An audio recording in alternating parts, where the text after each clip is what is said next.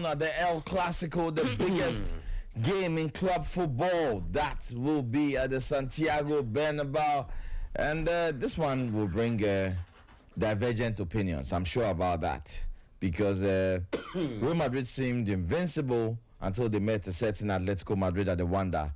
We predicted here that Atletico Madrid was going to do justice. It happened just that way. But this is the top of the table clash.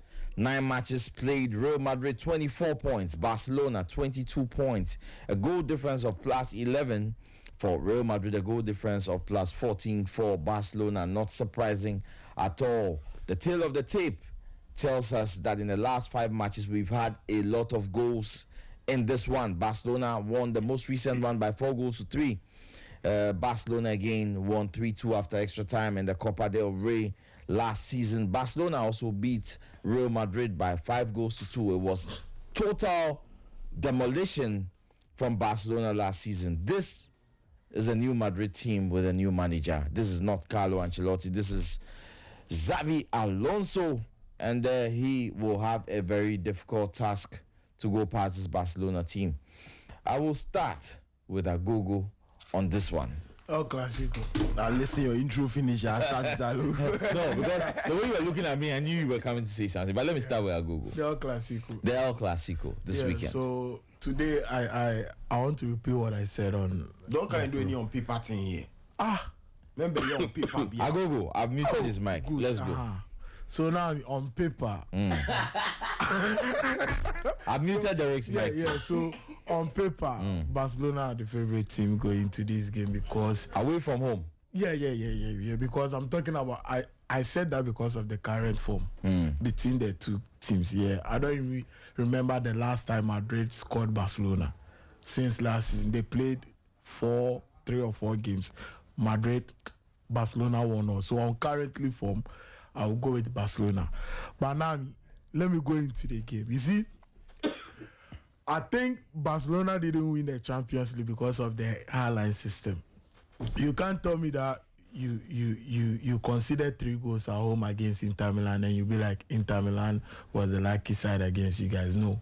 With the Champions League now, if you really want to win, you don't have to concede goals and you need a typical DM. If you want to go with the highline system, you need a typical DM to do the job for you. And with the Barcelona team, they don't. Dion, he's not a typical DM. And you don't expect Pedri to do the tackles. He's not a destroyer. He's a controller. So this game, if Madrid decide to go with, let's say, possession style of play, Barcelona will dominate them and score them.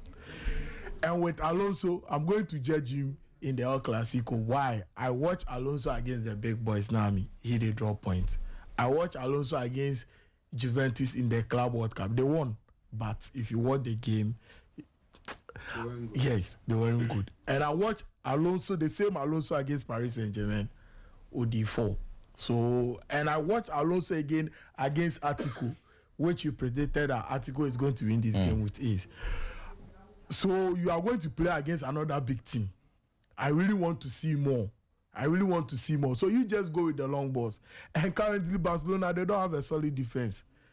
They will start Garcia, or maybe they will start a defender who is now a striker, Arajo. If they should start him, inform Mbappe will punish him. So if Barcelona decide to possess the ball, Madrid decide to match the possession style, Barcelona will lash them. But if they decide to go with the long balls, they can punish Barcelona. So now with this game, I want to predict Madrid win or draw. But it depends. We have to wait and see how Madrid will approach the game. Maybe they'll be like, oh, I'm coming to play against Barcelona, so let me go with a beautiful style, possession style. That's the problem. If they should go with the long balls, Carlo Ancelotti style, I think Zidane style that he used to score the Barcelona team, they will win. But if they decide to go with the possession style, they are going to lose this game. So Real Madrid? Win or draw. Real Madrid win or draw. Yes. That's a big call. Derek, we are discussing the El Clasico. We are looking at Real Madrid's performance this season. We know how it went last season, but looking at them this season, do you feel that Madrid and Xabi Alonso stand a chance against Barcelona? All right, thank you. We are all expecting the first Clasico of the season. Last season they met 3 times. Barcelona won 4 times. 3 times. Barcelona won all 4. Okay, won all the 4. Barcelona won all the 4. The last time Madrid beat Barca was April 2024. Yeah, at Bernabeu. So it's been a while since Barcelona and Madrid beats Barcelona. But just as you rightly said, this is Xabi Alonso's Madrid, and with all things being equal, and we are, as I said, all things being equal, on Sunday they are playing the highline. And in the last match that they won 4-1, the match, the very last game 4-3. The 4-3. Against Madrid. Yeah, Madrid. No, the one that you scored them. Was it 4-1? So we beat The one Madrid. Mbappe scored 3 goals, 3 offsides. No, all the offsides. all the It was offsides. 4-0. The 4-0. first Clasico last season. Sorry. 4-0. 4-0. Yeah. That was the 4-0, Yeah. right? So looking at that match, right? I don't know if you recall, Mbappe scored 3 goals, beating the highline. He scored twice. Like He beat the highline. He Highline scored twice. twice, beating the highline. But he had like with four, me and you, like with just that micro, that Kubasi stepping up, yeah.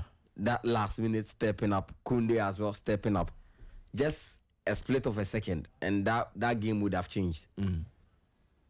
It happened in the 4-3 match as well. I mean, just that the only time they scored with the highlight was just 1 goal, but all the other goals were with open play. And if Hansi Flick is coming back to the highline against these pieces, if Xabi Alonso has watched this Barcelona team, just as I said, watch Harry Kane against Barcelona last season.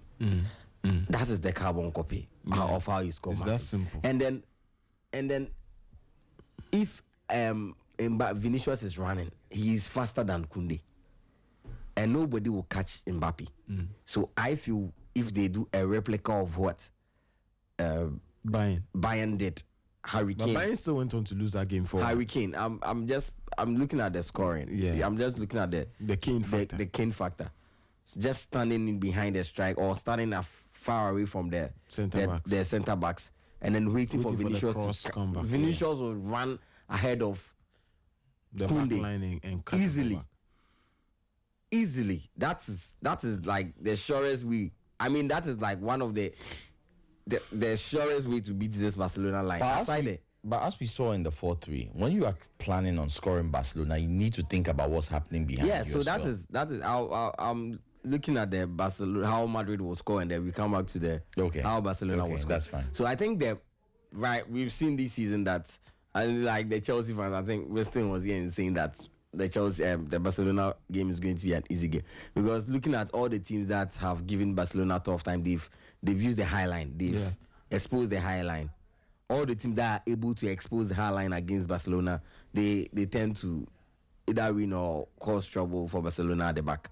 If they're only able to win as a result of how good their attackers are, and then luckily for them, Jamal is coming, Rafinha is coming in as well. So when you go to Barcelona, Madrid has a chance when it comes to the highlight. I don't think they are going to dominate Barcelona in the midfield. I don't see it happening. So their only option to win is to take advantage of the high line effectively.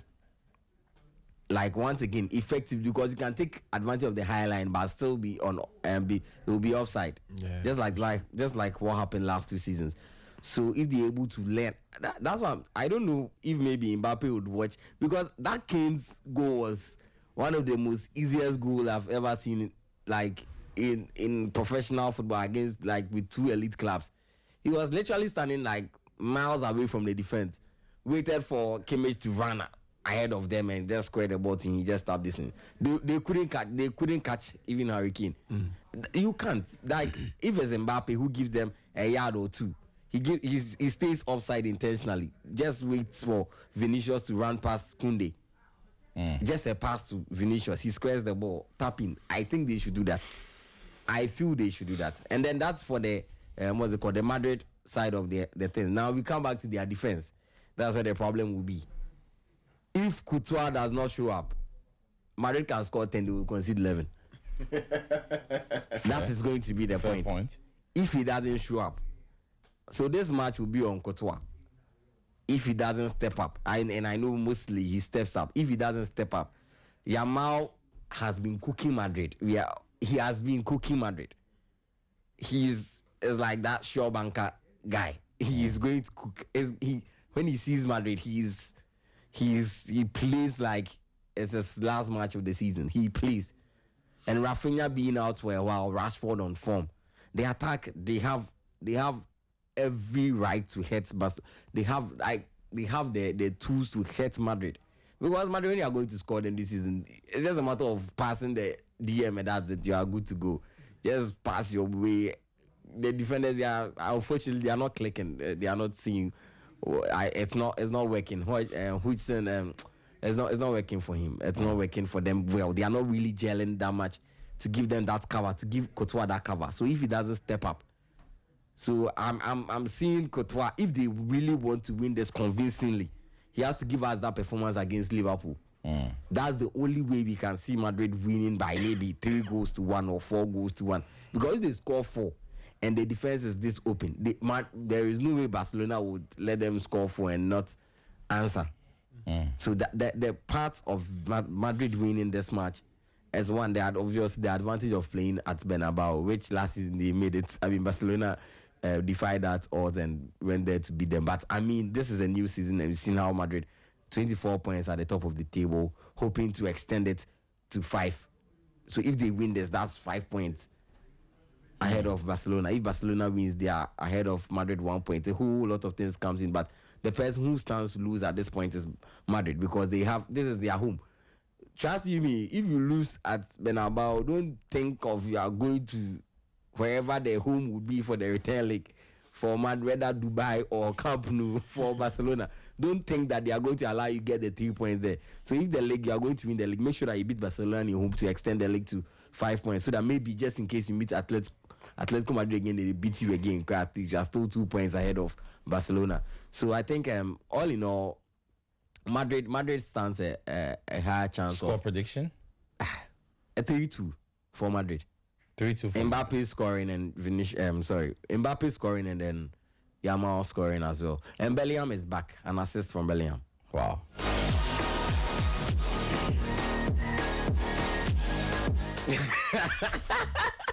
So Prosper, Derek made some very interesting comments. Wadu, switch the team fast. I'll be splitting my color. Wadu, you keep. Yeah, Wadu. Very good, Wadu. So Derek made some very interesting points about Lamine Yamal, spoke about what we saw last season. And surely, I don't think Real Madrid will want to lose all games against Barcelona this season again. I personally doubt that Barcelona is going to win all the games against Barcelona, against Madrid this season. I personally doubt it.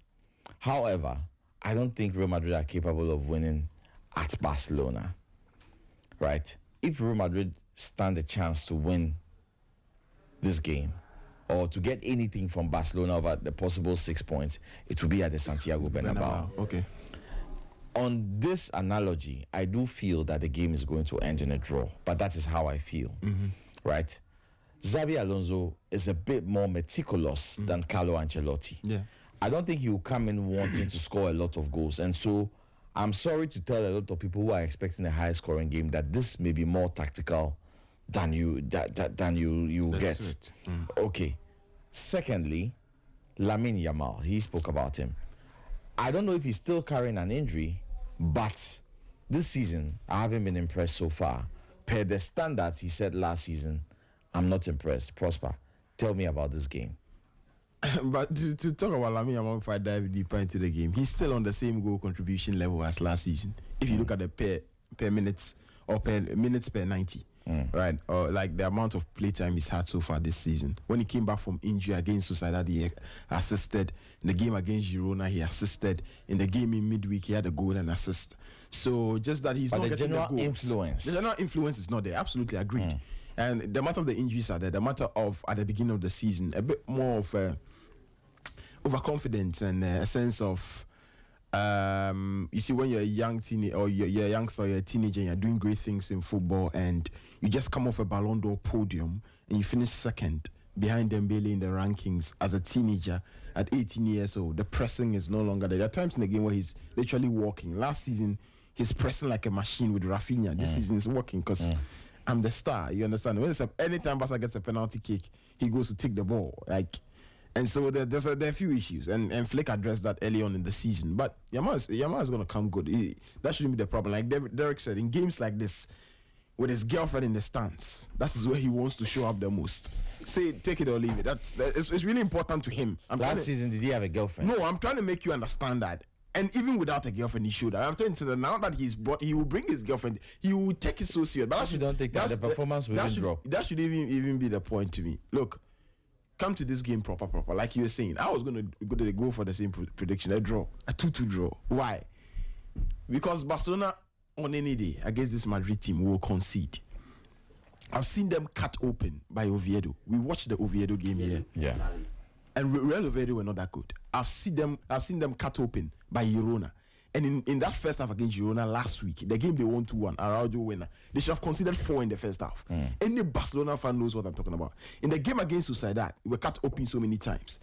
And the game before the game against Girona, the game before the international break, where they lost 4-1, Barcelona went to Sevilla for one reason, that 4-1 defeat, where they were trolling them before the international break. They lost to PSG and they came to lose to Sevilla. That highline was exposed so many times against PSG. Mayunu, Mbaye. The entire PSG front three were out. Barcelona also had some important players out. Now, you need to understand that Barcelona's defending or highline gets better when Joan Garcia is in goal. He's mobile, he's fast, he sweeps as a goalkeeper. Also, they defend better starting with the offense. So, how good they press will determine whether they're able to catch the offside. Because if you are pressing well and the goal gets to the midfield and you're pressing, he's just going to balloon the ball over. But if he has all the time to think and your press isn't coordinated, he'll pick the perfect passing behind the back line. This season, Rashford will give you a lot moving forward. But how sustained will his pressing be? He doesn't press like Rafinha. You won't get the same thing. Yamal will walk. He's been walking. I am saying it here. He walks. Rashford walks. If Lewandowski plays, the intensity is never the same. If Dani Olmo plays, it is worse. He's been terrible the whole season. Fermin Lopez. So Fermin Lopez gives you that intensity. So anytime Fermin is there, Barca play really well and defend better. Not just because Fermin who has a lot of energy and wants to fight for the balls, but Fermin presses so well that it helps from the attack and it helps the back line or it helps the high line. Now, when you look in midfield, like Agogo was saying, if you want to play this high line and be successful, last season, one of the reasons why this Barca team was successful in the first half of the season, Frankie de Jong was struck with injuries. Casado started the season, played as a DM with Pedri in front of him, and they dominated. There was a basic structure. Casado is a destroyer, Pedri is a controller and a distributor. Very simple. They had an Olmo or a Fermin in front of them, and they were cooking. In the second half of the season, De Jong came in. He did his best as well. They had Casado off the bench, so they had a lot of balance. The problem with Casado right now is that because De Jong and Pedri have had a successful year, last 1 year, from the second half of last season till now, they've been playing together. Or from January to now, they've been playing together. He's not been afforded a lot of minutes. So his consistency is not there. So anytime he comes on, it's like he's rusty. He doesn't know what he's really doing. But he's still decent. But he still has a lot to improve or to catch up or to get or earn himself a place. In recent matches, you've seen Flick go with a Casado, Pedri, and a Frankie de Jong. All three of them, and have Frankie de Jong or Pedri, one of them moving into the number 10 position. But that was because Fermin Lopez was out. Now Fermin is back. He's just coming off a hat-trick in midweek in the Champions League. And he's one of the biggest Madrid haters alive, Fermin and Gavi. Those boys, they hate Madrid so much. I can even say to an extent that they hate Madrid more than they love Barcelona. That's the kind of... those boys are from La Masia. Yeah, that's the orientation they've had. Yeah. And so the Clasico means so much to them. If you look at the game that Barca won last season, 4-3, where Fermin scored one to make it 5-3, and they disallowed that goal. You see the way he scored and rushed all the way Montu into the fans. He's so passionate for the team. And so he's going to add so much to the team. The problem I have is that no matter what you do with this high line, without an Inigo Martinez to give the direction, with the inconsistencies of Hansi Flick and his backline choices, like who to start, apart from maybe your Balde and your Kunde constant. Sometimes it's Eric Garcia, Kubasi, sometimes it's Araujo, sometimes it's Christensen, and he keeps tweaking the centre back pairing. Barca have not had a centre back pairing this season that have played 5 games together, 5 games in a row. They've not had, and that's a big problem. But on the other hand, that's also a problem Madrid is facing. Hudson is now coming back. He's not played a game, and he's back in the squad for the weekend clash or for Sunday, and he's going to be playing Militao. Militao has been brilliant this season, brilliant. But you saw Hudson against Atletico Madrid. He, for all the hype in the first 6-7 games where they went unbeaten, they faced Atleti, and it looked like Hudson had not played football before. He can be bullied. Once Solot and Alvarez plays the domination on him, they got the better of him. So that's what the good problem is. Carreras.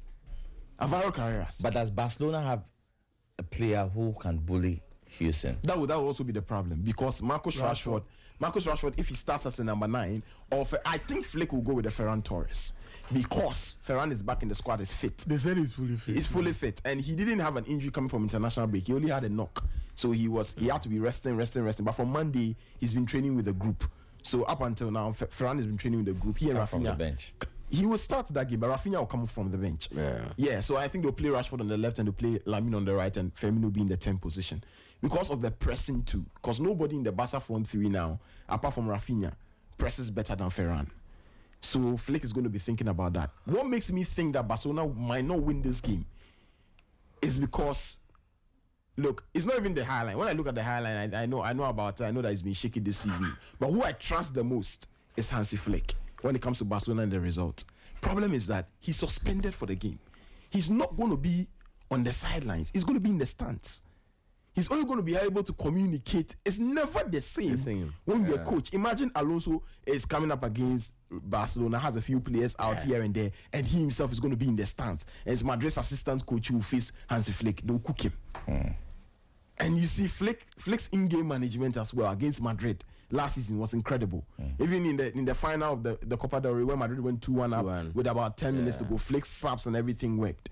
So I think that's going to be a problem for Barca. Without Hansi Flick on the touchline, it's going to be very difficult for them to win the game. But this is a Clasico. It doesn't matter your form. It doesn't matter your whatever. And at the Bernabeu, Barcelona love to play at the Bernabeu. These are the games that Lamine, Pedri, they want to show up. They want to show up. These are the games that Frankie de Jong want to exert domination in midfield. So it's two sides of the coin. I see this game very much. And when I watch the game against Juventus, Madrid are still fragile. They are not that good. In their last 2 games, the Getafe game, the red card to Inyom before they were able to score, and then the game against Juventus in midweek, in the last 2 games, they've not been that good. They've not been good. Yes, so I see Madrid hurting Barcelona, and I equally see Barcelona hurting Madrid. That's why I think that this game ends in a 2-2 stalemate. I go for a 2-2 draw. A 2-2 draw, says Prosper. Kuzo. This is a Barcelona fan. No, this is a 10 out of 10 analysis. And like, well, we try to social. I mean, the Hansi Flick, I think we all forgot that part. The Hansi Flick being sidelined. Because it's never the same. He is not going to be able to pass on the information to. He has to call. Yeah. Then what if he doesn't hear you more? Don't use AI.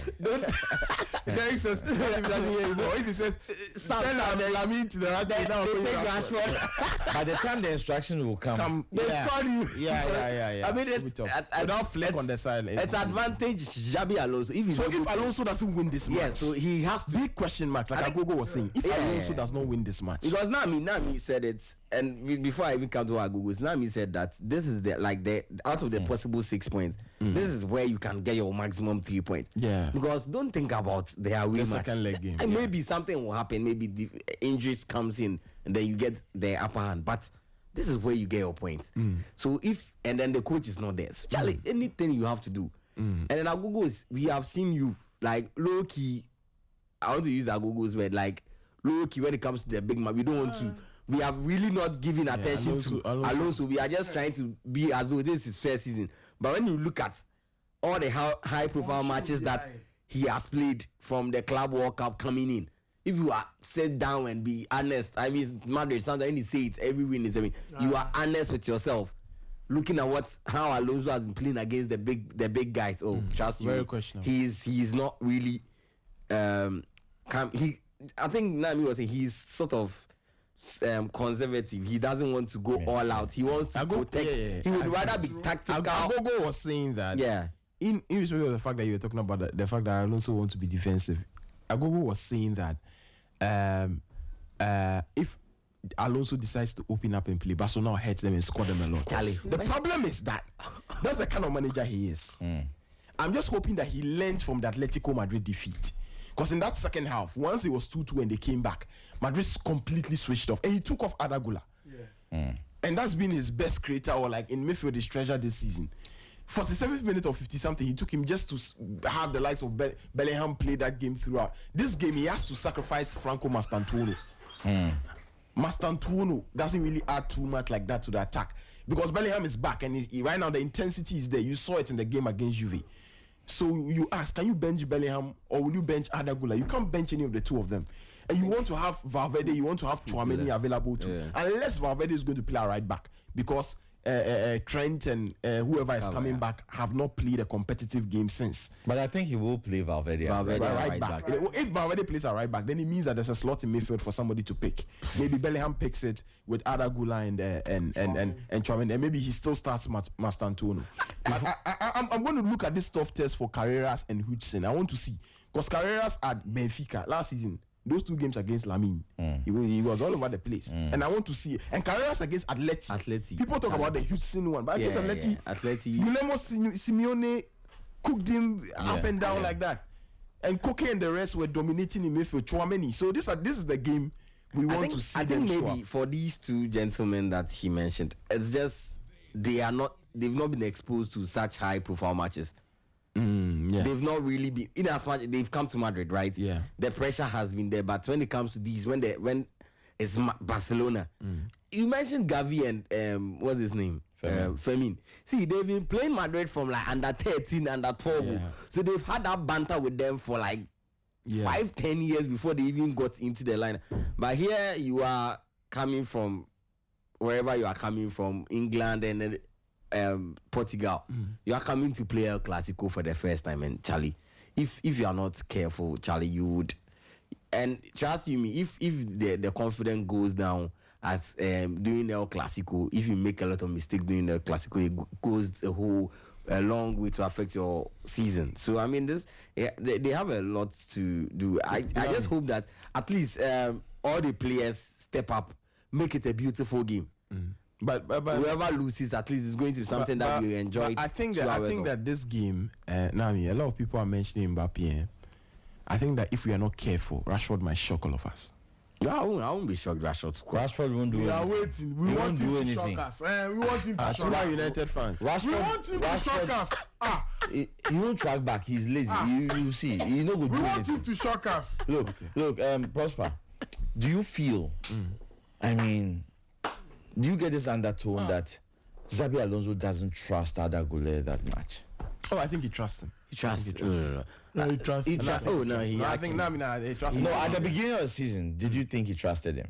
Oh, at the beginning of the season, if you're talking about from the Club World Cup, but if you're talking about this season, the beginning of this campaign, Gula's been starting as their 10. He's been starting. We all knew Bellingham wouldn't be available. Okay, also because of Bellingham was so now with Bellingham in, that's why I'm posing the question. Do you think that he will trust Adagula with that role? If you will not trust him, then you won't win games. Because he would rather because that's your best bet. But unfortunately, just as Nami say, he would rather create a room for Bellingham and put him there. You see. Nami is trying to ask us something. But he did it against Atletico Madrid. Against the big boys. If you give him the chance, Obeyera, he won't play in it. That's another thing I've noticed. Okay. Yeah, but that was under Ancelotti and the way he was using him. This season even. What game? Oh, the game against Atleti. He scored and assisted in the first half. No, it's not what he does on the ball. It's what he does off the ball. The defensive work. Yeah. That's also a problem. I think it's true because Bellingham will give you that. Why do I? Femi, I always forget. Sacrifice Mastantuono. That Mastantuono guy. For sit down. If what make Adagula This guy. It's not that big. On Pro, when I mentioned that they need to get, if they are sending, they are shipping Rodrigo, they should get a proper right in the comments, and you don't know that this time Madrid. But he's been underwhelming. He's been underwhelming. I was going to say your standard. So big 2025, you're right, and guys, come on. Adagula is very good. Rodrigo, Carlo Ancelotti, Alonso don't like him. Let's say inform Rodrigo should start as a right winger. Valverde, Tchouaméni, Bellingham. Adagula won't start games. Now an issue. But the problem in this game is that Valverde is playing right back because they don't have a right back. So there's an empty slot in midfield. But I don't think he's playing well. Oh, yes, about 7. But against the big boys, Xabi from Carlo Ancelotti, we will call for him. We will start him. He's closer to your mark. Oh, he can create. He can score. We watch him at the techie team. Oh, you start him. Then you go and flop. Yeah, so that's why I was saying that this is a good chance for some of these players to turn up. Because once you turn up in El Clasico, it gives you that confidence to go all out. But if you flop in El Clasico too, it has a very big effect on you during the what's it called? But you know the funny thing, right? Before I'm sure you bring in he's good. Wadud. I'm sure you bring in Wadud, but before Wadud comes in, I'm quite surprised how calm I thought it was going to be. Oh no! I mean, low key Barca fans they fear. No, they're for fear. No. You see what? Last season, no, I mean like last season they were playing well. The problem is Barcelona they've not been playing, but the injuries were a big part of it. They didn't have their whole squad. Some of the key players, even Koundé is not playing. Yeah, Koundé is not playing. Koundé is not. He's been underwhelming a bit. The best defender in the team right now is Eric Garcia. Yeah, and he's supposed to play at right back.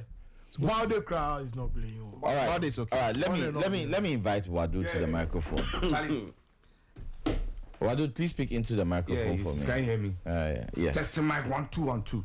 Yeah, so I mean on Sunday at 3:15, the world will stop to watch the biggest show on earth. Yeah, the El Clasico. 2 greatest institutions in world football. One is greater than one.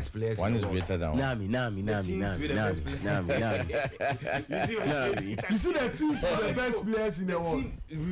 Barca and Madrid always have the best players in the world. Currently. Papa, you see, not always. We can't allow you to say that. They always have the best players in the world. This Real Madrid team with the best players. Currently.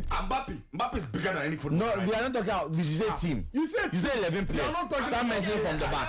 They always have the biggest stars, best players in the world. Dean Huijsen be biggest star. Dean Huijsen last season, we don't even let him. Dean Huijsen last season, the best player in his team was Zaban. Masantuano. You see, I won't even reduce my weight. I'm even trained. I'm better than you. Masantuano. Like Rick Sergio. Put on top players in the world. Oh. The top 10 football players. No, we are not talking about the La Liga. We are talking about this Real Madrid. You said they have the best players. It's a lie. Please take that comment back. There is a lie. Now this Carreras and Mastantuano, Carreras, Huijsen, but Man City Savino them. Oh, forget about Man City. Chelsea, yes, they really see the attacking lineup. My brother. Bro.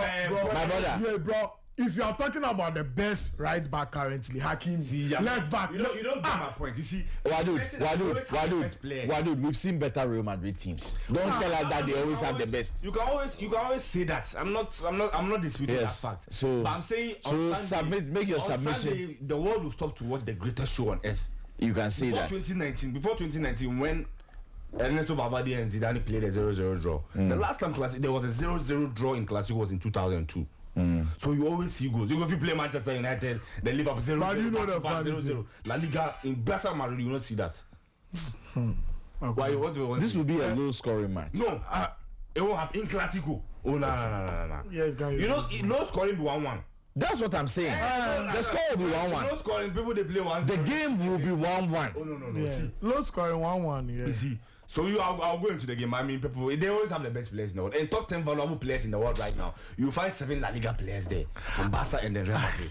So I mean, what's your problem, Charlie? I don't say they have the best left back. Best. No, even when Pep was there, did you have the best left back, best right back in the world? Wadu, no. Please go ahead. Go ahead. Yeah, you go ahead. So yeah, they have the best players in the world. If it will make you sleep at night, you go ahead. In the world and all that. Best coaches. Charlie, yeah, you continue. I mean, looking at the game, which team is the best, has the best form going to the game? Obviously, Real Madrid. Statistically, Barcelona are not far off Real Madrid, but performance-wise, Barcelona are not up there. Lack of intensity, injury to key players in certain positions has already Barcelona this season. If Barcelona had a full fit attack going to the game, I know they fear. Because you go score we, but we go outscore you. But this is the case where Barcelona's highest goal scorer this season, or player with the most goal contribution this season, is Rashford. Yeah. Followed by Ferran Torres. Ferran Torres, he blows hot and cold at any time he wants. He can start the game, Charlie, he go miss 5 chances. The second half, he go score 1, or they go change up for Lewandowski. And then Rafinha started the season, he also got injured. Lamine Yamal on and off. He will get a goal contribution, but the impact from last season is not same as this season. And someone can also blame it on injuries, because if you look at the statistics, we are not far off, because we are still scoring goals. But the defense is leaking, and it happened last season too. But in the manner in which we concede chances, that is where the problem is. Because if you look at Sevilla's third goal, the goalkeeper just had the ball, gave one ball to the right back, Charlie, straight to goal, which is very worrying. So I mean, it's quite worrying going into the game with that poor defense. That would be one of Hansi Flick's headache going into the game is who is going to play, which two centre backs are going to play. Is it going to be Kubasi, Eric? Christensen has stomach issues, so probably if he comes back, it looks like Hansi Flick doesn't really rate him, or maybe because of his health issues and fitness issues, Hansi Flick doesn't. And Araujo is too clumsy in these games. If you play him, you might commit foul or red card. Araujo, sir, he's your best bet. I'm not sure, because he's too clumsy. It's better he comes on from the bench. Yeah. If he starts, Charlie, he will do error right now. So, but if I was Flick, I would have started Araujo. But I mean, looking at his previous games, he starts. There's always a problem, because Eric and Kubasi, Charlie, it's too mid. They don't have the understanding. You see, you always have to play. If there's Christensen, and they are too short. They are too short. Christensen, Kubasi, cool. You see the goal Barca considered against Olympiacos. It's due to height. Akabi.